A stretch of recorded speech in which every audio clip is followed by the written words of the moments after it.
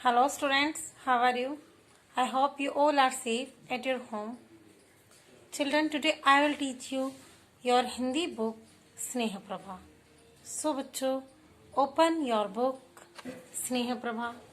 ये वाली book open कीजिए और इसमें चैप्टर ओपन कीजिए आप नेक्स्ट राजा और कोयल. आज मैं आपको वही पढ़ाने वाली हूँ. बच्चों, ओपन कीजिए पेज नंबर 65 और चैप्टर नंबर 8. चैप्टर का नाम है राजा और कोयल. क्या नाम है बच्चों चैप्टर का आपका? राजा और कोयल. तो आज हम इसी चैप्टर के बारे में पढ़ने वाले हैं और एक राजा और कोयल की कहानी सुनने वाले हैं. राजा, आप सुनते हैं ना राजा और रानी की कहानी. तो आज हम सुनने वाले हैं राजा और कोयल की कहानी. कोयल को जानते हैं आप? एक काली सी चिड़िया होती है, बड़ी सुंदर उसकी आवाज होती है, काली काली कुकू करती, जो है डाली डाली फिरती. सुनिए ना आपने कविता. तो हाँ बिल्कुल, आज हम उसी कोयल की कहानी और राजा की कहानी सुनने वाले हैं बच्चों. ठीक है, तो चलिए स्टार्ट करते हैं. और आप सभी अपनी बुक में फिंगर रखेंगे या पेंसिल रखेंगे और मुझे फॉलो करेंगे. और जहां भी अंडरलाइन वर्ड, डिफिकल्ट वर्ड्स आएंगे, आप उन्हें अंडरलाइन भी साथ के साथ करते जाएंगे. ओके चिल्ड्रन, तो लेट्स स्टार्ट. काफी समय पहले चीन में एक राजा था. आपका नेबर कंट्री है चीन, तो वहां की स्टोरी मैं आपको सुना रही हूँ. बहुत समय पहले की बात है कि चीन में एक राजा था. उसने बहुत सी लड़ाइयां लड़कर खूब धन बटोर लिया था. उसकी नजरों में धन का महत्व सबसे अधिक था. बच्चों, उसने बहुत सी लड़ाइयां फाइटिंग की और लड़कर खूब धन बटोर लिया. बटोर लिया मतलब इकट्ठा कर लिया. सो अंडरलाइन दिस, बटोर लिया. ओके, बटोर लिया, अंडरलाइन कीजिए. उसकी नजरों में धन का महत्व सबसे अधिक था. महत्व माने लाभ, और धन मीन्स मनी. उसकी नजरों में यानी वो मैं मानता था कि धन बहुत ज्यादा महत्वपूर्ण है, उसके बिना कुछ भी नहीं हो सकता है. जब उसका खजाना धन दौलत से भर गया तो उसके मन में एक बड़ा ही आलीशान महल बनवाने का विचार आया और उसने अपने आदमियों को महल बनाने का आदेश दिया. बच्चों, जब उसने बहुत सारा धन कमा लिया, खूब सारी लड़ाइयां करके और बहुत सारे राज्य जीत कर और उनसे धन लूटपाट करके उसने बहुत सारा धन दौलत कमा लिया. धन दौलत, बहुत सारी मनी, बहुत सारा खजाना, बहुत सारे पैसे कमा लिए. अंडरलाइन कीजिए आप, दौलत, खजाना. तो उसके मन में एक बड़ा ही आलीशान महल बनवाने का विचार आया. आलीशान यानी बहुत बड़ा, बड़ा सुंदर सा, बहुत ज्यादा महंगा महल बनवाने का उसने सोचा. और उसने अपने आदमियों को महल बनाने का आदेश दिया. और उसने अपने जो उसके आदमी थे, उसके नौकर चाकर थे, उसने उनसे कहा कि वे मिस्त्रियों को, मजदूरों को बुलाकर लाएं और महल बनाने का काम शुरू किया जाए. ठीक है बच्चों. कुछ ही समय बाद पेकिंग के बाहरी हिस्से में एक बड़ा ही सुंदर महल बनकर तैयार हो गया. वह महल एक बहुत ही बड़े बगीचे के बीचों बीच बनाया गया था. कुछ ही समय बाद पेकिंग के बाहरी हिस्से में एक बड़ा ही सुंदर महल बनकर तैयार हो गया. यानी बात हो रही है चीन की. चीन में एक पेकिंग जगह का नाम है. वहां पर कुछ ही समय बाद जैसे उन्होंने महल बनाना शुरू करा, कंस्ट्रक्शन का काम शुरू करा, तो बनते बनते जल्दी ही यानी कुछ ही दिनों में एक बड़ा सा सुंदर महल बनकर तैयार हो गया. और वह एक बड़े से बगीचे के बीचों बीच था. यानी उस महल के चारों तरफ बगीचा बना हुआ था. फुलवारी, पेड़ पौधे, पक्षी वहां रहते थे. ठीक है बच्चों. अब राजा उस महल में आकर रहने लगा. वह महल उसे इतना पसंद आया कि वह उससे कभी बाहर नहीं निकलता था. बस महल में पड़ा रहता और पड़ा पड़ा शतरंज खेलता रहता था. शतरंज जो आप चेस खेलते हैं ना, वही उसे हिंदी में शतरंज कहते हैं बच्चों। देखो खा खा के मोटू हो गया ये। कितने सारे फ्रूट्स रखे हैं इसके आसपास, है ना। ये देखो ये फ्रूट्स रखे हैं, खाता पीता है बस ये। और ऐशो आराम की जिंदगी व्यतीत कर रहा है अब ये। तो उसे बाकी काम काज से कोई मतलब नहीं है, बस खाना पीना और अपना आराम से जीवन व्यतीत कर रहा है अब ये। अब राजा उस महल में आकर रहने लगा। राजा अब उस महल में आ गया है, आराम से रहता है और खाता पीता है और शतरंज खेलता रहता है। वह महल उसे इतना पसंद आया कि वह उससे कभी बाहर ही नहीं निकलता था। अब वह बाहर ही नहीं निकलता था। जैसे पहले उसने बहुत सारी लड़ाइयां लड़ी थी ना, तो वह उस कार्य के लिए बाहर निकलता था। और जब उसने जहाँ जितना भी राज्य, जितने भी प्रदेश जीते थे, तो एक राजा की जिम्मेदारी हो जाती है वहां की प्रजा की देखभाल करना, उन सबका ध्यान रखना, उनके साथ में न्याय और अन्याय का भी ध्यान रखना। ये सब एक राजा की जिम्मेदारियां हो जाती हैं। लेकिन उसने क्या किया, बस वह खाता पीता और शतरंज खेलता रहता था, यानी वो बहुत ज्यादा आलसी हो गया था। अब देखिए किस तरह से ये आराम मौज मस्ती का जीवन व्यतीत कर रहा है। एक राजा को ऐसा कार्य शोभा नहीं देता है। तो चलिए देखते हैं फिर इस कहानी में आगे क्या होता है। नेक्स्ट पेज पर आइए, पेज नंबर 66 पर। उसने महल के चारों तरफ बने सुंदर बगीचे को कभी भी नहीं देखना चाहा। बच्चों, वह अपने चेस खेलने में, शतरंज खेलने में इतना ज्यादा व्यस्त था कि उसने जो उसके महल के चारों तरफ बड़ा ही सुंदर बगीचा था, बाग था, उसने उसे कभी भी देखना नहीं चाहा। वह बस महल में ही रहता था। उसे पैसे के अलावा और किसी चीज से लगाव न था। तो राजा को बस पैसे, धन से अलावा किसी भी चीज से उसे प्यार न था। वह उन सब के अलावा कोई बात भी नहीं करता था। कुछ दिनों बाद उस राजा का एक संबंधी चिंगपिंग उससे मिलने आया। एक दिन वह बगीचे में पहुंचा तो उसे वहां बहुत अच्छा लगा। अगले दिन सुबह होते ही वह फिर बगीचे में जा पहुंचा।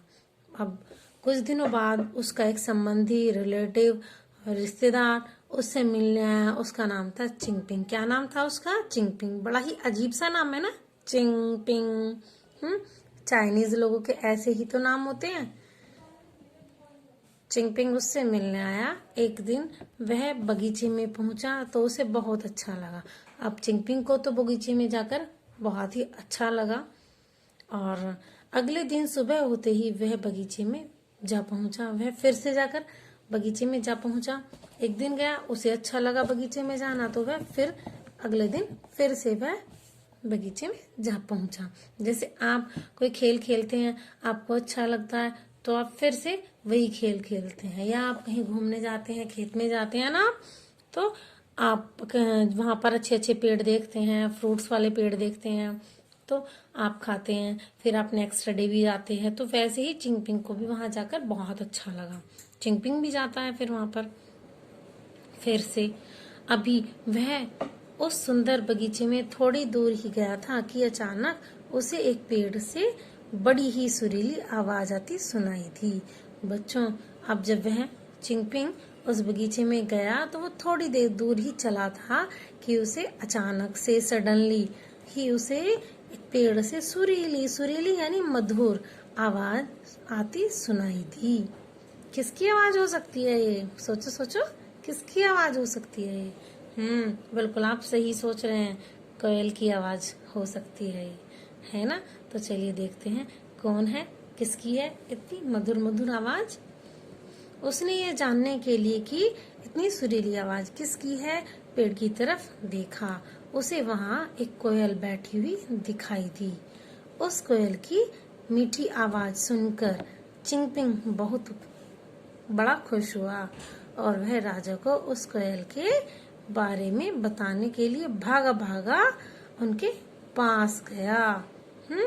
अब जब उसने उस कोयल की मीठी मीठी आवाज सुनी, सुरीली सुरीली आवाज सुनी, तो उसने पेड़ की तरफ देखा और वहां एक कोयल बैठी हुई थी। आप सबको पता है ना, काली काली कू करती, जो है डाली डाली फिरती, कुछ अपनी ही धुन में ऐठी, छिपे हरे पत्तों में बैठी। कोयल के लिए ये बहुत ही अच्छी कविता है। ठीक है, तो कोयल का नाम आपने सुना ही है। कोयल फेमस होती है, प्रसिद्ध होती है अपनी मीठी वाणी के लिए। तो उस कोयल की मीठी आवाज सुनकर चिंगपिंग बहुत खुश हुआ। बच्चों, अगर हम मीठा बोलते हैं, मधुर बोलते हैं, तो हमें सभी पसंद करते हैं। और अगर हम बुरा बोलते हैं, कटु बोलते हैं, जिससे सामने वाले को बुरा लगे, तो वे हमें बिल्कुल भी लाइक नहीं करते हैं, पसंद नहीं करते हैं।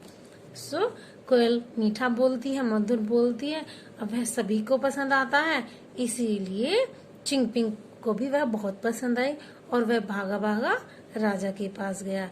और राजा के पास जाकर उसने क्या किया, कोयल के बारे में बताया। क्या किया, कोयल के बारे में बताया कि आपके बगीचे में एक बड़ी ही अच्छी चिड़िया है, बहुत ही अच्छा गाना गाती है, मीठा गाना गाती है। ठीक है बच्चों, चलिए नेक्स्ट पैराग्राफ। तो बच्चों देखिए, आप आपकी बुक में पिक्चर दी गई है, कितना अच्छा। ये रही आपकी कोयल जो पेड़ पर गाना गा रही है, और ये है बगीचा। क्या है ये, बगीचा। और ये जो खड़ा है, ये कौन खड़ा है, चिंगपिंग, राजा का रिश्तेदार। कौन है बच्चों, ये राजा का रिश्तेदार, राजा का संबंधी। राजा ने जब चिंगपिंग से कोयल के बारे में सुना तो उसे उसकी बात पर विश्वास ही नहीं हुआ। चिंगपिंग के बार बार कहने पर उसने अपने नौकरों को बुलवाया और उनसे कहा, मैंने सुना है कि अपने बगीचे में एक बहुत मधुर आवाज में गाने वाला पक्षी है। अब राजा को चिंगपिंग की बात पर विश्वास नहीं हुआ। जब राजा को चिंगपिंग ने बताया कि आपके बगीचे में एक बहुत ही सुंदर गाना गाने वाला पक्षी है, कोयल है, तो राजा को विश्वास ही नहीं हुआ। होता क्यों, राजा को तो अपने महल से बाहर निकलने का या कुछ अच्छा देखने का समय ही नहीं था। उसे तो बस शतरंज खेलने से मतलब था। वह सारा दिन शतरंज में जो लीन रहता था। अब उसने जब बार बार चिंगपिंग ने उसे कहा, बार बार कहने पर उसने अपने नौकरों को बुलवाया और उस मधुर आवाज में गाने वाले पक्षी को पकड़ के लाने के लिए कहा। ठीक है, चलिए नेक्स्ट पैराग्राफ देखते हैं। परंतु नौकरों में से कोई भी राजा की बात का जवाब नहीं दे पाया। अब जब नौकरों से पूछा गया, राजा ने पूछा उन्हें बुलवाकर कि क्या हमारे बगीचे में कोई ऐसा मधुर गाना गाने वाला पक्षी भी है, तो नौकरों में से कोई भी उस बात का जवाब नहीं दे पाया। यानी राजा के नौकरों को भी नहीं पता था। अब देखो, अगर कोई मालिक खेत में काम करने वाले मजदूरों को देखने के लिए जाता है, वो क्या करते हैं, कैसे करते हैं, तो मजदूर भी अच्छे से काम करते हैं। और अगर मालिक ना जाए खेत में काम करने अपना देखने की कैसा कौन क्या कर रहा है, तो उसके नौकर भी अच्छे से काम नहीं करते। सेम राजा के साथ भी हुआ। राजा के जो नौकर थे वे भी बगीचे में जाकर नहीं देखते थे। अब राजा तो उन्हें ऑब्जर्व करता ही नहीं था कि क्या कर रहे हैं सब, क्या काम नहीं कर रहे हैं, हाँ कैसे कर रहे हैं। तो वह तो अपने शतरंज खेलने में ही विलीन रहता था। तो क्या था, वे नौकर भी उसी के जैसे हो गए थे। कैसे, आलसी। वे भी काम सही समय पर और सही तरीके से नहीं करते थे। इसलिए राजा के नौकरों को भी बगीचे की कोई खबर नहीं थी। ठीक है बच्चों, अब जब राजा ने कहा तो सभी अचरज में पड़ गए कि अच्छा ऐसा भी कोई पक्षी है क्या। ठीक है, तो चलिए अब देखते हैं क्या होता है नेक्स्ट पेज पर। किसी ने भी अब तक बगीचे को पूरी तरह नहीं देखा था। अब नौकरों ने भी, जो राजा के नौकर थे, जब राजा ने बगीचे को नहीं देखा था, तो बच्चों राजा के नौकरों ने भी बगीचे को नहीं देखा था।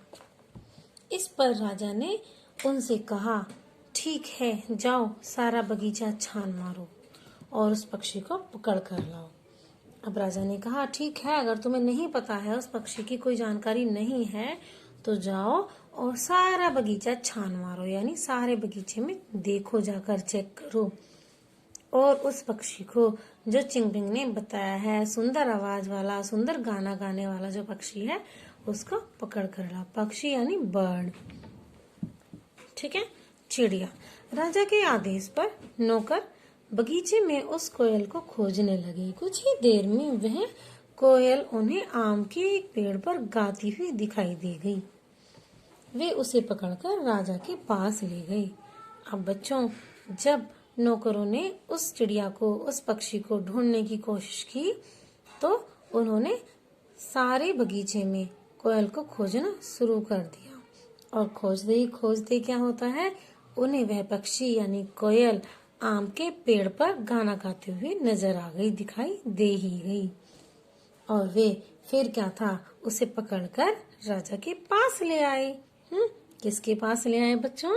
वे राजा के पास ले आए। महल में राजा ने जब कोयल का गाना सुना तो वह बड़ा खुश हुआ और उसने नौकरों को आदेश दिया, इस कोयल के लिए सोने का एक पिंजरा बनवाओ। आज से यही हमारे पास रहेगी। अब राजा ने जब इस कोयल को देखा और उसका गाना सुना, तो उसका गाना सुनकर राजा बहुत खुश हुआ और उसने अपने नौकरों को आदेश दिया। क्या आदेश दिया बच्चों उसने अपने नौकरों को? कि उसके लिए एक सोने का सुंदर सा पिंजरा बनवाया जाए और वह कोयल अब हमारे पास ही रहेगी इस सोने के पिंजरे में, और उसे सारी सुख सुविधाएं दी जाएंगी एक राजकीय पक्षी की तरह। तो उन्होंने अब जो पक्षी है, कोयल है, उसको सोने के पिंजरे में डाल दिया। बच्चों, एक आजाद पंछी को उन्होंने एक पिंजरे में कैद कर दिया। आपको कैसा लगा सुनकर? मुझे तो अच्छा बिल्कुल भी नहीं लगा। हमें कोई अधिकार नहीं है किसी भी जानवर को, किसी भी पक्षी को, कि हम उसे अपने कंट्रोल में रखें, उसे मजबूर कर दें कि वो कहीं ना जाए। हम उसे अपने तरीके से जीने के लिए मजबूर नहीं कर सकते, ठीक है बच्चों। प्रकृति में हर किसी को स्वतंत्र रूप में रहने का अधिकार है, जैसे कि हमें अधिकार है। तो चलिए कोई बात नहीं, अब देखते हैं कहानी में क्या रंग आता है, क्या ट्विस्ट आता है। तो चलिए आगे पढ़ते हैं नेक्स्ट पैराग्राफ में। अब राजा बड़ा खुश था। जब भी उसका जी चाहता वह उस कोयल से गाने के लिए कहता, परंतु कोयल उस पिंजरे में बिल्कुल खुश ना थी। वह हमेशा उदास बैठी रहती और जब भी कभी गाती, दर्द भरे गीत ही गाती।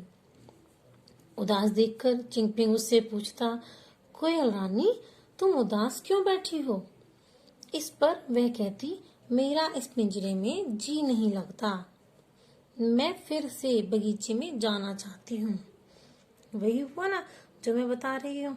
देखिए ये बैठा पक्षी, ये बैठी कोयल पिंजरे में, सोने के पिंजरे में, जो राजा ने उसके लिए सिर्फ और सिर्फ उसके लिए बनवाया था और राजा उसे अपने पास रखता था। राजा बड़ा खुश था कि उसने उसे एक सोने का पिंजरा प्रोवाइड किया है, लेकिन वास्तविकता क्या थी कि जो ये कोयल रानी है ये बिल्कुल भी इसमें खुश नहीं थी बच्चों। अब राजा बड़ा खुश था। जब भी उसका जी चाहता वह उस कोयल से गाने के लिए कहता, जैसे उसने उसे खरीद लिया हो कि जब भी उसका मन कर रहा है तब वो उससे गाने के लिए कहेगा और वह गाएगी। लेकिन वह भी तो एक जीव है, उसका भी तो अच्छा और बुरा मन होता है। कोयल उस पिंजरे में बिल्कुल भी खुश नहीं थी। कोयल का तो मन ही नहीं लग रहा था उस सोने के पिंजरे में। उससे कोई मतलब नहीं था वह सोने का है चांदी का है। उसे तो स्वतंत्र रहना था, बगीचे में रहना था। वह हमेशा उदास रहती और जब भी गाती, जब भी राजा उससे गाने के लिए कहता तो वह दर्द भरे ही गीत गाती। अब कोई भी अगर दुखी है तो वह दर्द भरे ही तो गीत गाएगा, खुश रहने वाले अच्छे अच्छे गीत थोड़ी गाएगा। उदास देखकर चिंगपिंग उससे पूछता। जब वह उदास रहती तो चिंगपिंग जो राजा का संबंधी था उससे वह पूछता कि कोयल रानी तुम क्यों उदास बैठी रहती हो? क्या पूछता? कोयल रानी तुम उदास क्यों बैठी रहती हो, क्यों बैठी हो? इस पर कोयल रानी कहती, मेरा इस पिंजरे में जी नहीं लगता, मुझे इस पिंजरे में अच्छा नहीं लगता, मैं फिर से बगीचा जाना चाहती हूँ। वह बगीचे में जाना चाहती थी, उसका जी नहीं लगता था वहाँ पे। भले ही उसे अच्छा अच्छा राजसी खाना मिलता था, सोने के पिंजरे में रहने को मिलता था, लेकिन उसे वहाँ अच्छा बिल्कुल भी नहीं लगता था। उसे तो बगीचे में अच्छा लगता था, है ना। हर किसी को स्वतंत्र रहना पसंद होता है, किसी के भी नियमों और कानूनों में बंध कर रहना किसी को भी पसंद नहीं आता है बच्चों।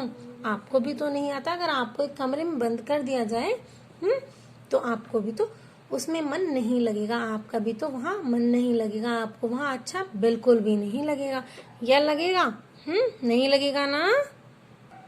देखो कैसी उदास दिखाई दे रही है ये कोयल, है ना, चुपचाप बैठी है और राजा उसके गाने सुन रहा है। तो राजा ने तो अपने मन की कर ली, उसे बंधन में रख दिया, उसे बंदी बना दिया, जबकि वह आजाद रहना पसंद करती है। इस तरह धीरे धीरे दिन बीतते जा रहे थे। एक दिन एक पड़ोसी देश का दूत राजा के पास हीरे जवाहरातों से बनी एक कोयल भेंट में लाया। अब जैसे जैसे समय बीतता गया, धीरे धीरे समय बीतता जा रहा था और कोयल राजा के पास सोने के पिंजरे में सुरक्षित थी, या कैद थी, ये भी कह सकते हैं।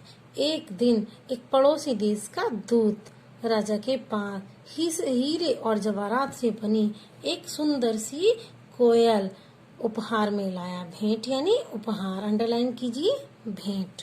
हीरे जवाहरात ये भी आप अंडरलाइन कीजिए। बच्चों आप सभी जितने भी डिफिकल्ट वर्ड्स हैं, कठिन शब्द हैं, जैसे चिंपिंग, बिल्कुल, ऐसे शब्द आप सभी अंडरलाइन करते जाएंगे। कर रहे हैं ना? लग तो रहा है मुझे कर रहे हैं वैसे, ठीक है। अब क्या था, हीरे जवाहरात से बनी कोयल, वह कोयल गाती भी थी, लेकिन बस 5 गीत ही। उसकी आवाज में वह मिठास भी नहीं थी जो बगीचे की कोयल की आवाज में थी। बेटा आप ये तो समझते ही हैं आर्टिफिशियल क्या होता है और नेचुरल क्या होता है। नेचुरल यानी प्राकृतिक, जो भगवान ने बनाया हुआ है वह, और जो हम लोग बनाते हैं वह होता है आर्टिफिशियल। तो जो मनुष्य द्वारा चीजें बनाई जाती हैं उनमें बहुत ज्यादा डिफरेंस होता है। जो भगवान ने, ईश्वर ने बनाई हुई चीजें हैं, जो प्रकृति में है, जो प्रकृति है, हमारी नेचर है, वह सब हमारी नेचुरल होती है। और जो चीजें हम बनाते हैं वह होती है हमारी आर्टिफिशियल, यानी बनावटी चीजें। तो बनावटी और वास्तविक चीजों में बहुत ज्यादा अंतर होता है। जो हीरे जवाहरात से बनाई हुई कोयल थी वह गाती तो थी, लेकिन बस 5 गीत। कितने गीत गाती थी वह? बस और बस 5 गीत। और जो उसकी आवाज थी उसमें भी कोई मिठास नहीं थी। अब उसमें इमोशंस, फीलिंग्स तो होने से गई। आर्टिफिशियल है, हीरे जवाहरात से बनी हुई है, लाइक अ रोबोट, तो वह उसकी मीठी आवाज कैसे हो सकती थी जो बगीचे की कोयल की आवाज में थी। ठीक है बच्चों। परंतु राजा को उस दूत की लाई हुई कोयल बस इसीलिए पसंद आई क्योंकि वह हीरे जवाहरात से बनी हुई थी। परंतु राजा को उस दूत की लाई हुई कोयल बस इसीलिए पसंद आई क्योंकि वह हीरे जवाहरात से बनी हुई थी। राजा ने उस कोयल की बड़ी प्रशंसा की। जब पहले वाली कोयल ने देखा कि राजा की नजरों में हीरे जवाहरात से बनी कोयल की कीमत ज्यादा है, तो वह अवसर पाकर पिंजरे से उड़ गई। बच्चों राजा को उस दूत की लाई हुई कोयल बस इसीलिए पसंद आई क्योंकि वह हीरे जवाहरात से बनी हुई थी। हालांकि उसके गानों में कोई मिठास नहीं थी, कोई फीलिंग्स नहीं थी, और वह गाना भी कितने गाती थी? केवल और केवल 5। लेकिन राजा को इसीलिए वह पसंद थी क्योंकि वह हीरे जवाहरात यानी धन दौलत से बनी हुई चिड़िया थी, इसीलिए राजा को वह पसंद आई। राजा ने उस कोयल की बड़ी प्रशंसा की, बहुत ज्यादा प्रशंसा की। उसे राजा देखकर बहुत खुश हुए। अब जो पहले वाली कोयल थी, जो प्राकृतिक कोयल थी, उसे यह देखकर बड़ा दुख हुआ कि राजा को हीरे जवाहरात से बनी हुई कोयल बहुत पसंद आ रही है, और मैं जो भावनाओं के साथ गाना गाती है, जिसे उसने पिंजरे में बंद कैद कर रखा है, उसे उसकी कोई कद्र नहीं है। इसीलिए ऐसा सोचकर एक दिन वह मौका पाकर उड़ गई, पिंजरे से फरार हो गई और मुक्त हो गई राजा की कैद से।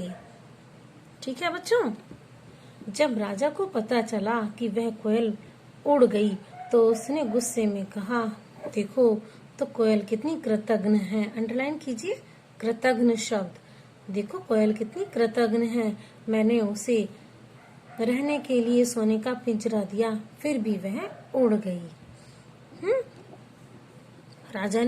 जब राजा को ये पता चला कि कोयल उड़ गई तो राजा को बहुत गुस्सा आया, है ना। किसी को भी गुस्सा आएगा अगर कोई भी किसी भी चीज को बंदी बना के रखेगा, पकड़ कर रखेगा, और उसे पता चलेगा कि वह फरार हो गया, उड़ गया उसका कैदी, तो उसे गुस्सा आएगा, बुरा लगेगा। अब उसे अपनी भावनाओं का तो पता है, लेकिन उसकी भावनाओं का उसे कुछ नहीं पता कि वो क्यों उड़ी है। तो उसने कहा कि कोयल बड़ी कृतज्ञ है, यानी उसने वो एहसान फरामोश है, एहसान भी नहीं मानती कि राजा ने उसे सोने का पिंजरा बनवा के दिया और फिर भी वह उड़ गई। उसे नहीं पता, राजा को नहीं पता कि कोयल को उसका दिया हुआ सोने का जो उपहार में पिंजरा है, कोयल उसमें खुश नहीं थी बच्चों। ठीक है, तो चलिए आज के लिए इतना ही। ओके, तो यहाँ पर आप टिक लगा लीजिए, यहाँ तक मैंने आपको पढ़ा दिया है। ठीक है, मिलते हैं नेक्स्ट क्लास में। Okay, bye bye.